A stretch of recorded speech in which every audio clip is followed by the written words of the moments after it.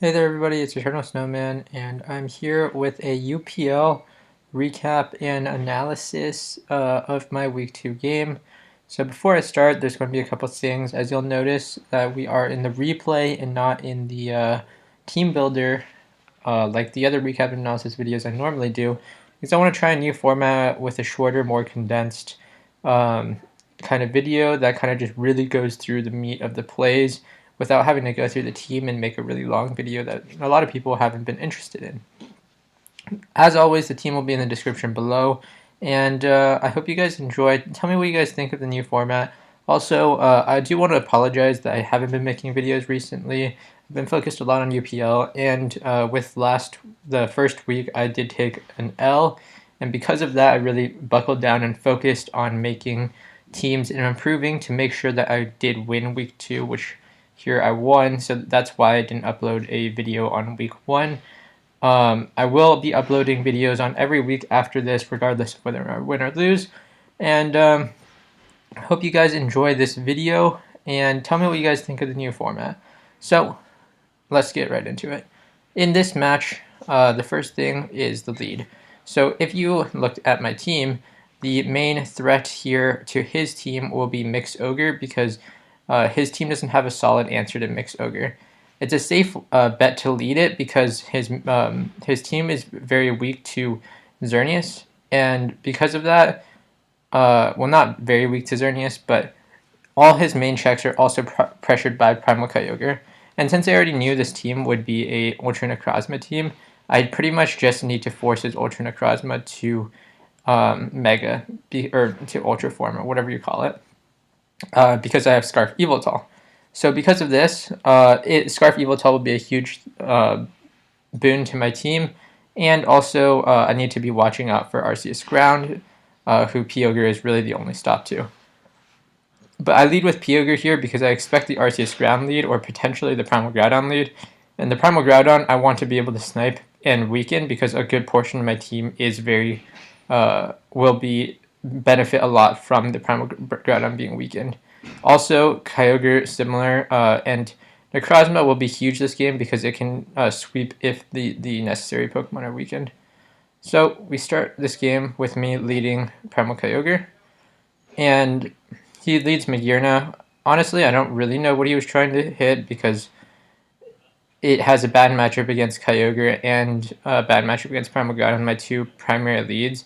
It could lead well into Yveltal, but leading Yveltal isn't that good against his team because it loses to Kyogre, and it goes even/loses to Groudon because it's probably Spadef Groudon. Well, actually, I know it's Spadef Groudon.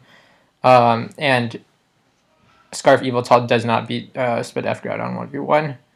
So, predicting the Groudon and covering also the Sting in with Magearna option, I just Earthquake, and I Earthquake again, predicting the Stealth Rocks. While Primal Kyogre's HP is really important in this matchup, I also do not want to give him free Stealth Rocks, and his Primal Groudon's HP is even more important.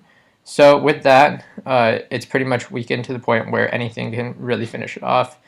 And then he brings in Kyogre, and I get its Thunder for free, and he, for some reason, sets up Calm Mind.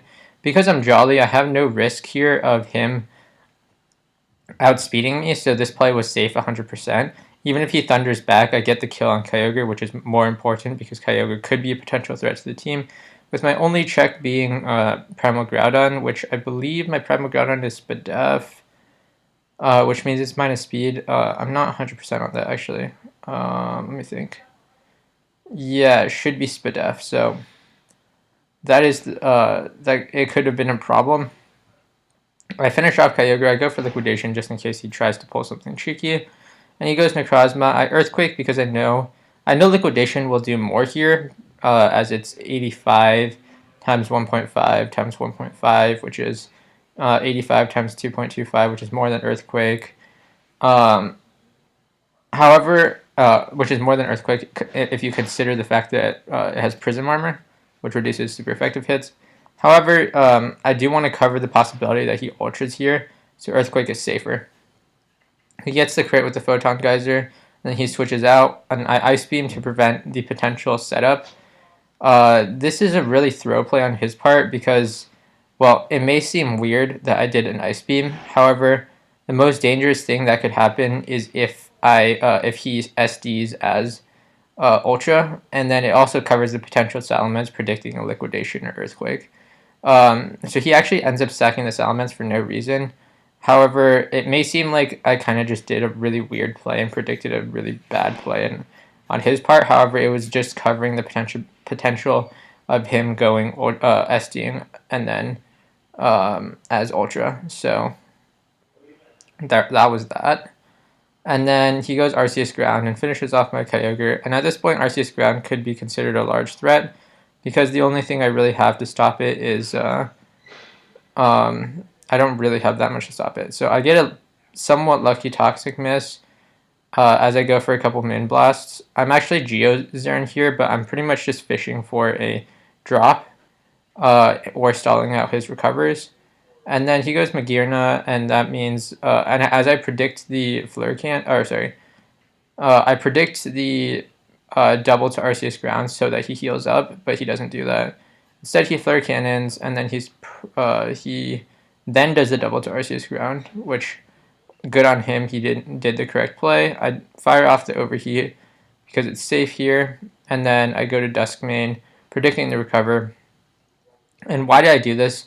Well, the rest of my team actually will lose to the Arceus Ground 1v1. So the reason why I actually ended up doing that is because it's important here to note that I was Rest Talk Pedon, and then because I don't have Toxic on Pedon, the Arceus will actually beat the Primal Groudon pretty much no matter what I do. So me sending in this Necrozma and then me RPing will force him into a situation of either if I Z move, then he has this 50-50 of switching out / recovering, or hitting me again. And then if he loses that 50-50, in which I SD instead, then he'll lose the game because the rest of his team will lose to Necrozma. So he's put into a bad situation. And here, I don't even think he recognizes that it's a 50-50 here. Although I should be running Automized, not Rock Polish, but whatever, it's not a huge deal. I don't think he recognizes that this is a 50-50, and I fire off my Z move, and at this point he's lost because by me firing off my Z move and him killing me in return, that he is now in range of a lot of Pokemon. So at this point, the reason why I did this is because since the rest of my team loses, if I get him in range to the point where he will then be KO'd and can't recover. So for example, Yveltal will outspeed. I'm actually speed creep 4 speed on the Arceus-Fairy, so I believe that I'm faster. Although he could just be max speed Arceus Ground, although that's like not very optimal. And then Primal Groudon will beat it because if it tries to recover, then I will fire off the Overheat instead. And then he'll actually get KO'd from that range. And then Xerneas can either Geo or just continually fire off Moonblast until I get a crit.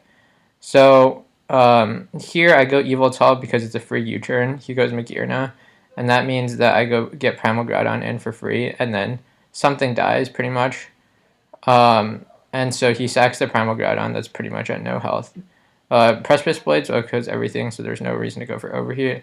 And I Overheat here just to prevent the recover. It's important that I did this because if he recovered, even though Primal Groudon does beat the remaining 2 members, even if he recovers there, that's way worse for me, since I pretty much sacked my Necrozma just so that it could weaken the Arceus Ground. And then he goes Necrozma. I get an unfortunate Precipice Blades miss here, which kind of sucks, but at the same time, it's fine. I have the Yveltal in the back.